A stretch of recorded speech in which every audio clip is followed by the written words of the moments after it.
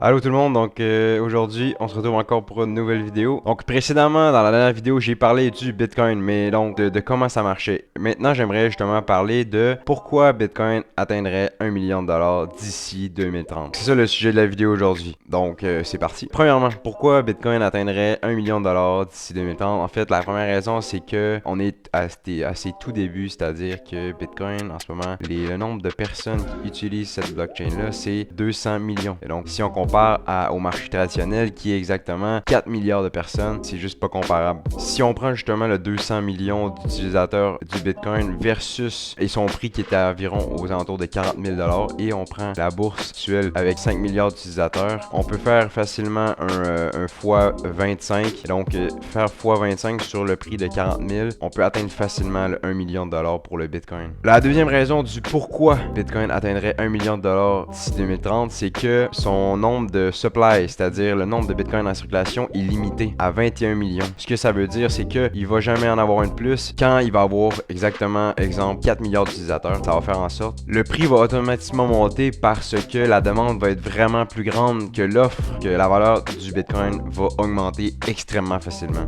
Pour la troisième raison, et la plus importante, qui est la plus prouvée jusqu'à maintenant sur toute la vie du Bitcoin, en fait, c'est le halving. Comme je parlais dans la dernière vidéo, la division des récompenses des mineurs chaque 4 ans. Le Bitcoin, pour que les machines marchent et que ça soit rentable pour eux, parce qu'il y a un coût d'électricité qu'il faut qu'ils prennent en compte, pour que le Bitcoin reste rentable, automatiquement le prix n'a pas le choix de remonter. Et donc à chaque 4 ans, quand les récompenses divisent par 2, ça veut dire que le prix doit faire au moins x2 pour revenir autant rentable que c'était. Si on veut continuer à avoir un réseau sécurisé, il faut plus de mineurs, puis il faut aussi que le prix du Bitcoin augmente plus pour faire en sorte que tout le monde soit content, puis que les gens fassent assez d'argent. Et donc voici les 3 raisons du pourquoi Bitcoin atteindrait les 1 million de dollars d'ici 2030. Laissez-moi les commentaires si vous êtes d'accord.